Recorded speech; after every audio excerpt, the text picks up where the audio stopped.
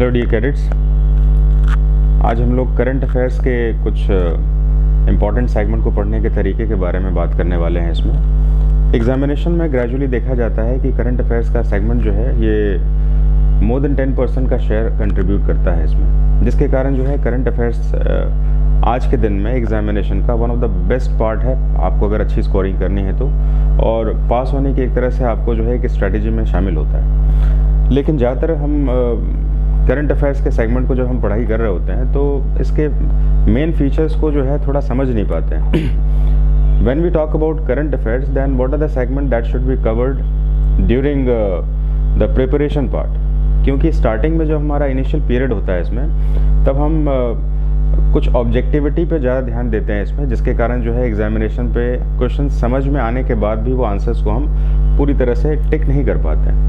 तो कुछ ऐसी स्ट्रेटजी के ऊपर जो है आज का करंट अफेयर्स मैंने डिज़ाइन किया है इसमें। 28 ऑफ दिसंबर, जैसे कि आज की तारीख 28 ऑफ दिसंबर को हम ले लेते हैं इसमें, तो 28 ऑफ दिसंबर को हम करंट अफेयर्स में कैसे जानेंगे।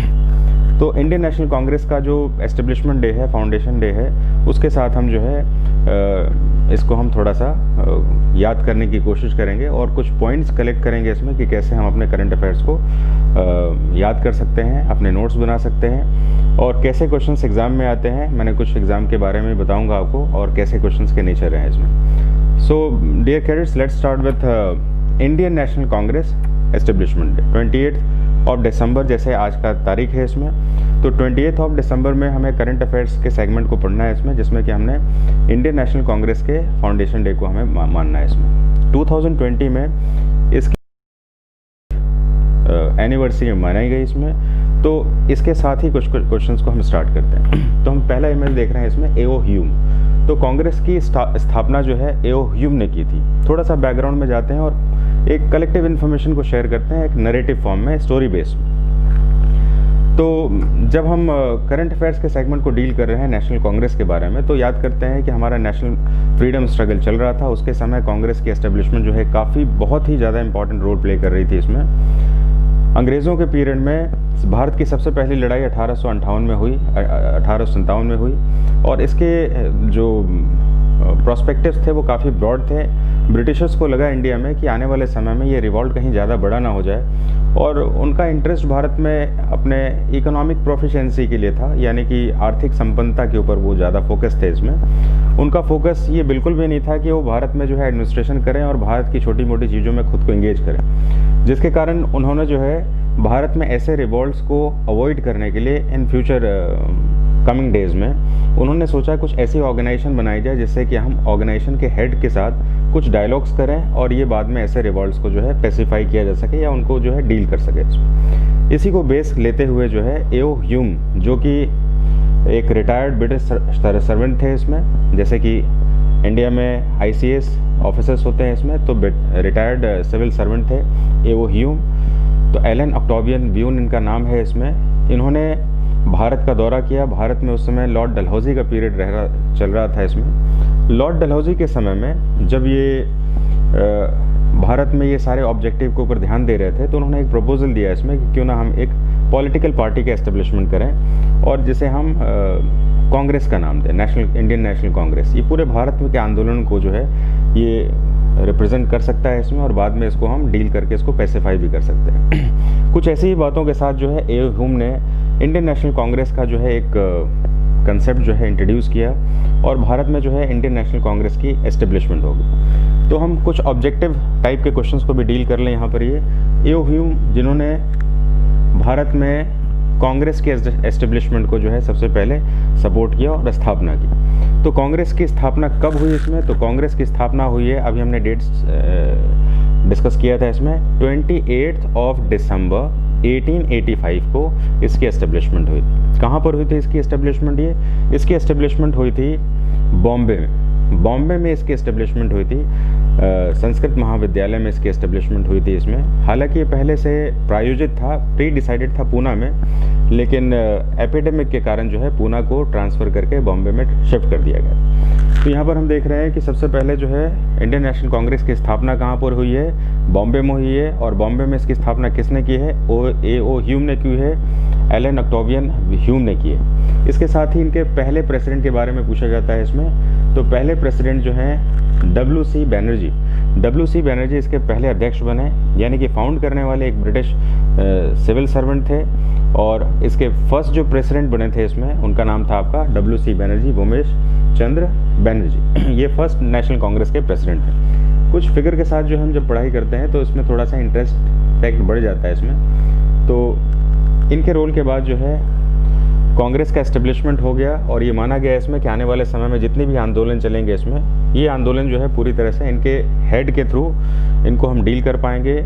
बेसिक ऑब्जेक्टिव क्या है इसमें कि भारत में जितने भी literate when I talk about literate, it means that English spoken people, अंग्रेज़ों को अंग्रेज़ी बोलने वाले लोग ज़्यादा प्रिय थे ये, और उन्हीं के कल्चर को उन्होंने प्रमोट किया था इसमें। और जो अच्छी अंग्रेज़ी बोलते थे उन कल्चर को मिलाकर जो है इन्होंने INC की स्थापना उस समय कर दी थी। उनका ऑब्जेक्टिव स्टार्टिंग में खुद अपने लिए था, वो कोई भारत में राजनीतिक पार्टी के लिए बहुत ज़्यादा सक्रिय नहीं थे और कोई बहुत ज़्यादा इंटरेस्टेड नहीं थे कि ये कुछ पॉलिटिकल कुछ रिफॉर्म करें इसमें। ध्यान रखना होगा इसमें, इंडियन नेशनल कांग्रेस को सेफ्टी वॉल्व के रूप में भी जानते हैं। सेफ्टी वॉल्व, ये सेफ्टी वॉल्व क्या होता है इसमें, जैसे कि हम देखते हैं कि गाड़ियों के टायर में जो है वॉल्व होते हैं जहाँ से हवा भरी जाती है, हवा निकाली जाती है। यानी कि इंडिया में अगर रिवॉल्यूशन या कोई ऐसा चीज़ है जिससे प्रेशर बढ़ रहा है इसमें, तो कांग्रेस जैसा एक सेफ्टी वॉल्व है उसको हम मैनेज कर सकें, वहाँ से हम बात कर सकें, डायलॉग्स कर सकें, और इंडिया के लोगों को हम पैसिफाई कर सकें, प्लेसिट कर सकें, ताकि वो दूसरे रिवॉल्ट की तरफ नहीं जाए। यानी एक सेफ्टी वॉल्व,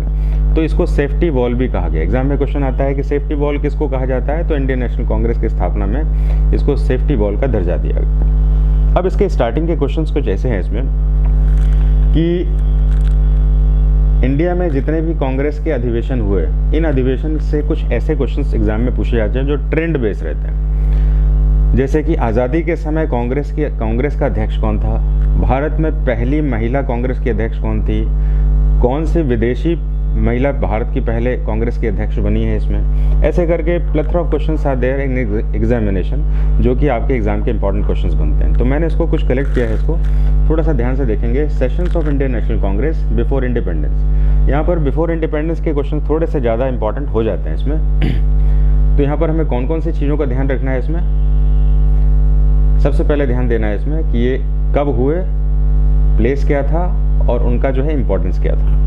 तो यहाँ पर हम शुरू कर रहे हैं कुछ ऐसे क्वेश्चंस के लिए जो कि करंट अफेयर से भी जुड़ते हैं इसमें, और वो अगर करंट अफेयर मैग्नीफाई होता है किसी एग्जाम में तो वो क्वेश्चंस को हम यहाँ से डील कर सकते हैं। तो सबसे पहले देखेंगे 1885 यानी 28 दिसंबर 1885 में इसका एस्टेब्लिशमेंट हुआ, और ये बॉम्बे में हुआ, और ये W.C. बैनर्जी ने इसकी अध्यक्षता की थी। इलाहाबाद इसलिए लिखा है क्योंकि उन्होंने 2 बार की थी, तो बॉम्बे और इलाहाबाद 2 बार की अध्यक्षता इन्होंने W.C. बैनर्जी ने की थी। तो मैं बॉम्बे और 1885 और W.C. बैनर्जी को यहाँ पर ध्यान रखना। अब हम आते हैं इसमें दूसरे अधिवेशन जिसको हमें जानना ज़रूरी है इसमें, 1887 का मद्रास अधिवेशन। तो मद्रास अधिवेशन किस लिए ज़्यादा ज़रूरी है इसमें, क्योंकि पहली बार कांग्रेस के अध्यक्ष के पद के ऊपर किसी मुस्लिम को ये अध्यक्षता दी गई थी। यानी कि बदरुद्दीन तैयब जी भारत में पहले ऐसे कांग्रेस के अध्यक्ष थे जो कि मुस्लिम कम्युनिटी से आते थे। ये भी एग्ज़ाम का एक बहुत ही फेवरेट क्वेश्चन है इसमें। ये मुस्लिम कम्युनिटी पढ़ने का क्या मतलब है, भारत की आज़ादी की लड़ाई तो चल रही है इसमें, क्योंकि मुस्लिम भारत में माइनॉरिटीज़ के दर्जे में जाने जाते हैं इसमें, और इस दर्जे को देखते हुए जो है पहला मुस्लिम जो है अध्यक्ष कौन बना है, ये एग्ज़ाम का एक क्वेश्चन बनता है इसमें। तो 1887 का मद्रास का अधिवेशन जो था उसमें बदरुद्दीन तैयब जी पहले मुस्लिम थे जिन्हें कांग्रेस की अध्यक्षता दी गई। नेक्स्ट आते हैं इसमें 1888 इलाहाबाद। 1888 इलाहाबाद में ऐसी कौन सी खास बात हुई, तो भारत में पहली बार किसी फॉरेनर को यानी किसी विदेशी को जो है कांग्रेस की अध्यक्षता सौंपी गई। तो यहाँ पर हम देख रहे हैं इसमें George Yule was the first English president. George Yule पहले ऐसे विदेशी थे जो कि कांग्रेस के अध्यक्ष बने। विदेशी में ब्रिटिश थे ये, और उनको कांग्रेस की अध्यक्षता दी गई 1888 इलाहाबाद के कांग्रेस के अधिवेशन। नेक्स्ट आ जाते हैं, कौन सा इंपॉर्टेंट है इसमें सेशन, इसमें 1907 में क्या हुआ। स्टार्टिंग में कांग्रेस की पॉलिसी जो थी वो काफ़ी सॉफ्ट लाइनर थी, यानी कि वो काफ़ी ऑब्लाइज थे अंग्रेज़ों के लिए और हर चीज़ों को मांग कर लेना चाहते थे, वो रिक्वेस्ट फॉर्म में थे इसमें। लेकिन अब जो है भारत में आज़ादी की लड़ाई जो है वो अपने कुछ डिफरेंट डायमेंशन में आ रही है। अब यहाँ पर जो है एक्सट्रीमिस्ट हो रहे हैं, यहाँ पर जो है कुछ ऐसे रिवॉल्यूशनरिस्ट हो रहे हैं जो कि अपनी मांग को जो है अपना राइट मानते हैं और उसको क्लेम करने की बात करते हैं। वो बेग नहीं करना चाहते।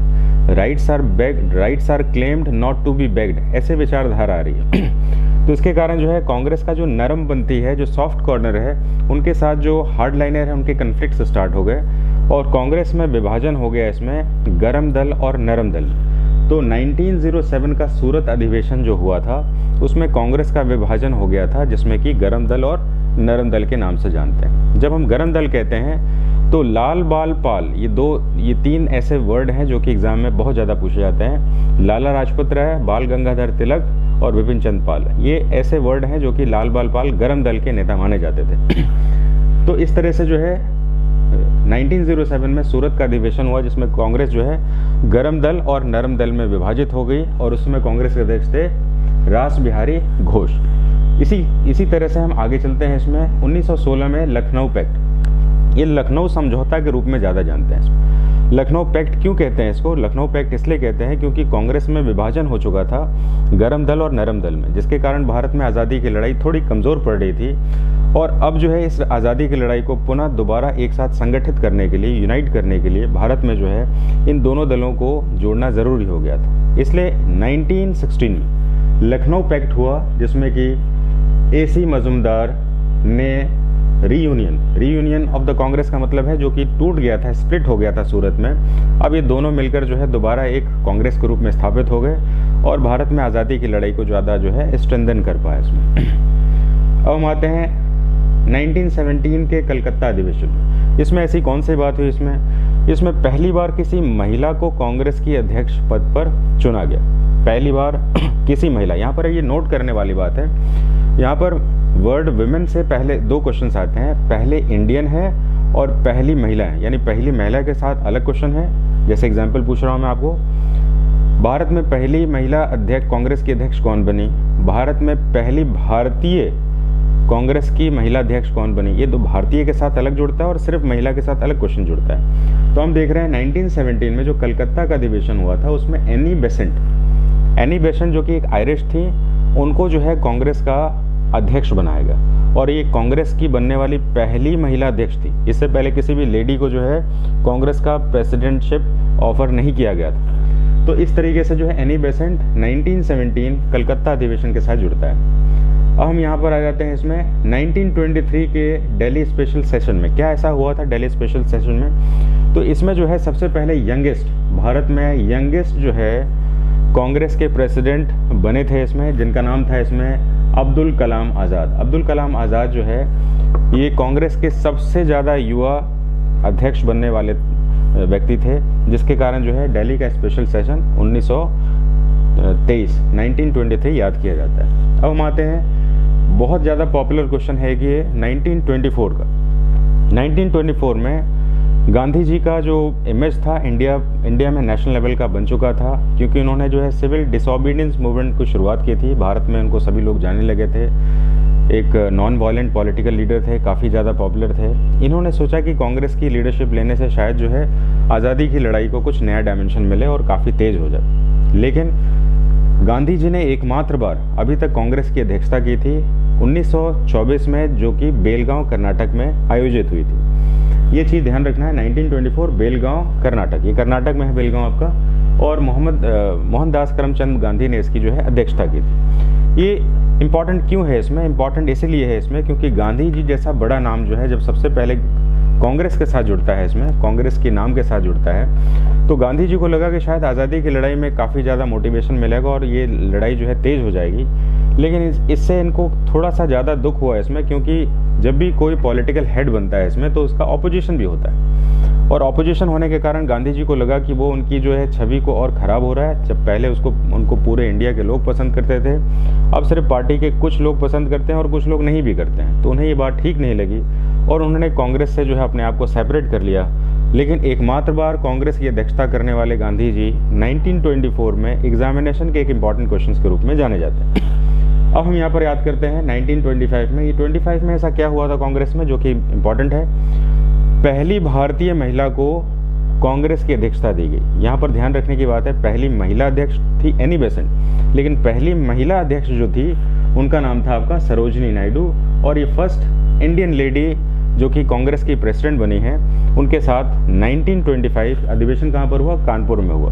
और एनी बेसेंट वाला अधिवेशन कहाँ पर हुआ था? ये कलकत्ता में हुआ था। तो ये दोनों एग्जाम के जो है बड़े फेवरेट क्वेश्चन हैं। नेक्स्ट आ जाते हैं हम अभी 1929 के लाहौर अधिवेशन में। 1929 के लाहौर अधिवेशन में सबसे इम्पॉर्टेंट बात यह है इसमें कि पूर्ण स्वराज का सबसे पहले जो है स्लोगन दिया गया। पूर्ण स्वराज का मतलब है कि पूरी तरह से इंडिपेंडेंस चाहिए। ये पूरी तरह से वर्ड अपने आप में ही एक बहुत ही रिमार्केबल वर्ड है। इसमें इसके साथ कुछ ऐसी घटना जुड़ी है जो कि बहुत इंटरेस्टिंग है। कांग्रेस की अध्यक्षता उस समय 1929 में जवाहरलाल नेहरू कर रहे थे इसमें, और उनके फादर श्री मोतीलाल नेहरू जो है उन्होंने एक भारत का संविधान बनाया था जिसको डोमेनियन स्टेटस का संविधान कहते हैं। इसमें 2 राष्ट्र के संविधान के सिद्धांत को रखा गया था।